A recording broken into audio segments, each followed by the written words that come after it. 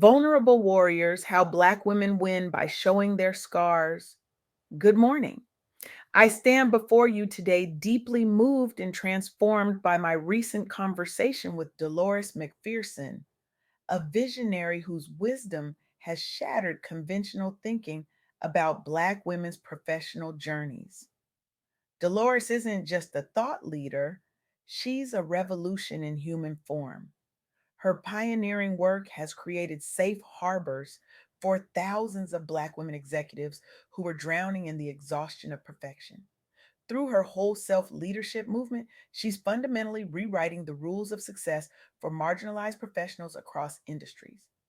What Dolores shared with me wasn't just insightful, it was liberation disguised as conversation. I expected our discussion to follow familiar paths about resilience and perseverance.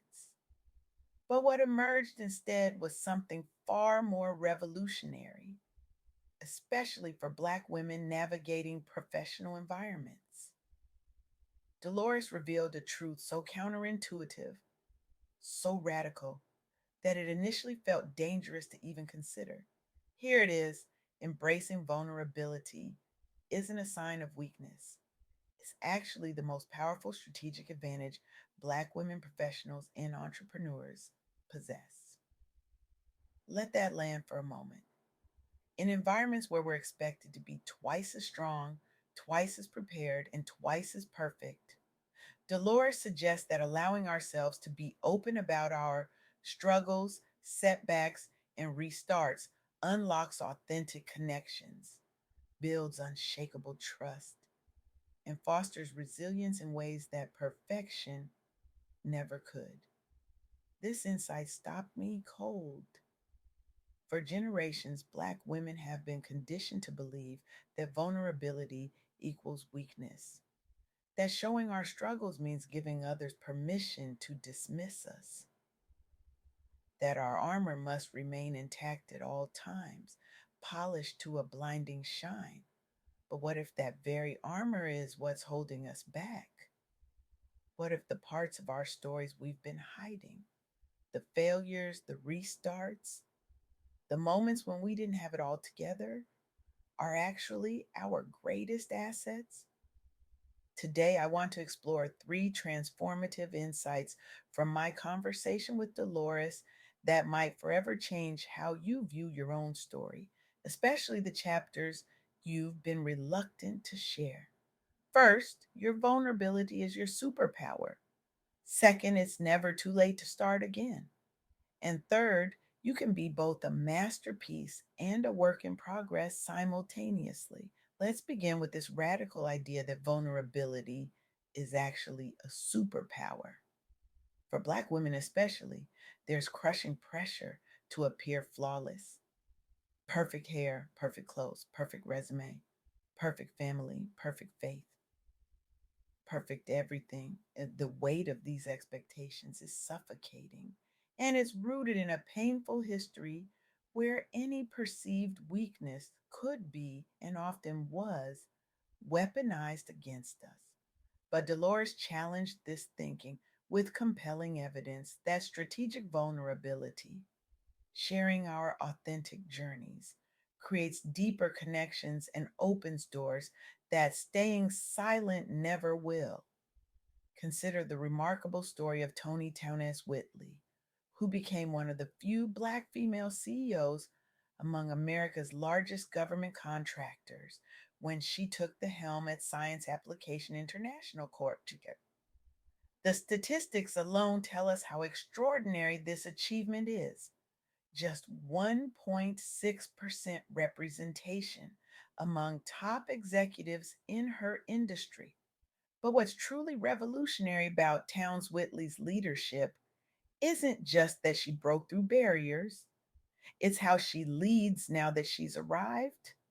Rather than hiding her struggles or pretending her path was straightforward, she deliberately leverages her unique experiences, including setbacks and career pivots, to lead with raw authenticity. She's built diverse teams and promoted inclusive leadership practice rooted in transparency, not pretense. By sharing her own career pivots and challenges openly, she's created pathways for others who previously saw no reflection of themselves in leadership. Under her leadership, SAIC has been recognized for its diversity initiatives, but more importantly, she's transformed the culture of what executive presence means. She remains an industry role model for leading with both strength and openness, proving that power and vulnerability aren't opposites, they're partners. Her journey inspires other women, especially those starting over mid career, to see their lived experience as an asset rather than an obstacle. The scars that society told them to hide, those are now their most valuable credentials. This brings us to Dolores' second key insight: it's never too late to start again. Many of us carry this hidden fear that there's a timeline for success. And if we haven't made it by a certain age, we've somehow failed. Or worse, if we experience setbacks that force us to rebuild, whether through job loss, divorce, health challenges, or other disruptions, we feel we've fallen hopelessly behind. But Dolores McPherson reminds us that every chapter can hold purpose if we let it. Every restart carries wisdom that first starts never could. The second act, the third act, the fourth act. These aren't consolation prizes. They're opportunities for deeper impact precisely because they're informed by lived experience. The data paints a sobering picture. A report from the Institute for Women's Policy Research found that Black women lose more than $1 million over their careers compared to white men, even when working full time year round. Black women earn only 59% of what their white male counterparts make, even at the highest education levels. These persistent wage gaps limit financial stability despite hard work or advanced degrees. And economic conditions have worsened since COVID, with 87% reporting deteriorating economic conditions and 57% saying their wages are falling behind inflation. Yet, in the face of these structural challenges, Black women continue to rebuild and restart with extraordinary resilience. Advocacy groups like the National Council of Negro Women empower members by providing tools and resources so they can negotiate better pay and benefits, a strategy requiring self disclosure around struggle and need. Growing awareness has led some companies and governments toward pay equity audits and mentorship programs specifically targeting midlife career changers among Black women. Despite generational obstacles, from discriminatory policies post slavery through modern day DEI rollbacks, Black women have continually rebuilt careers and families from adversity. The research itself has become a catalyst, spurring dialogue and action across industries on closing wage gaps, a testament that shining light on hardship leads directly toward solutions benefiting entire communities. This brings us to Dolores' third insight. You can be both a masterpiece and a work in progress. Growth doesn't require perfection, it requires honesty with yourself about where you are now while believing deeply in where you're going. This dual reality, honoring both your current state and your future potential, is particularly powerful for Black women navigating professional spaces. Dr. Shaven Arlene Bradley exemplifies this principle beautifully.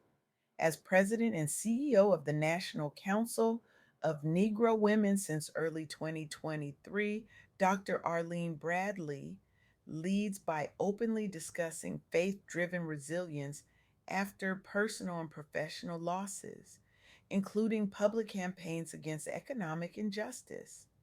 She faced cultural erasure attempts and reduced DEI support nationally while also battling high unemployment rates among Black women post pandemic.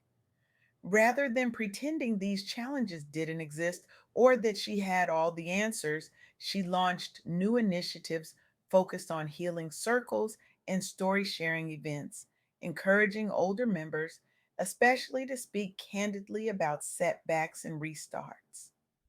The results speak volumes. From January to March 2023 alone, unemployment fell by over 300,000 among Black women, due largely to renewed focus on community led empowerment strategies rooted in honest storytelling and resource sharing. Dr. Arline Bradley grew up seeing generations rebuild after loss and disappointment. She used those lessons when navigating organizational crisis herself. She created blueprints now replicated by other organizations supporting mature professionals restarting careers and businesses. And she inspired a broader movement normalizing faith and vulnerability as strengths, not liabilities. Her example shows how collective openness transforms individual pain into generational progress. These three insights from Dolores McPherson, that vulnerability is a superpower, it's never too late to start again. And you can be both a masterpiece and work in progress, form a powerful framework for Black women navigating professional spaces. But they also offer wisdom for anyone who has ever felt the pressure to appear perfect, feared it was too late to begin again, or struggled to reconcile their current reality with their future dreams. In what Dolores calls the soft girl era, we're learning that strength doesn't mean carrying everything alone. It means having the courage to put down the cape, to share our burdens, to admit when we're struggling. It means redefining what power looks like, not as the absence of weakness, but as the presence of authenticity. For too long, Black women especially have been told that our value lies in our capacity to endure, to push through, to make a way out of no way. And while that resilience is indeed remarkable, Dolores reminds us that there's equal power in pausing, in resting, in being honest about our needs and limitations. This isn't about abandoning ambition or lowering standards. It's about expanding our definition of success to include wholeness, joy, and authentic connection. It's about recognizing that our scars and struggles aren't disqualifications, they're credentials. They're the very things that make our leadership, mentorship, and friendship invaluable to others walking similar paths. When we share our stories, especially the parts we've been hiding, we create permission for others to do the same. We build communities where healing is possible. We transform individual pain into collective power. So I challenge you today, what part of your story have you been hiding out of fear or shame that could actually become someone else's survival guide if shared? What would happen if you stopped performing perfection and started embodying authenticity? I'm not suggesting vulnerability without boundaries or discernment, but I am asking you to consider the revolutionary power of strategic openness, of letting people see not just your highlight reel, but the blooper reel that made you who you are. Because here's the truth that Dolores McPherson has illuminated so powerfully: the world doesn't need more perfect people, it needs more whole people.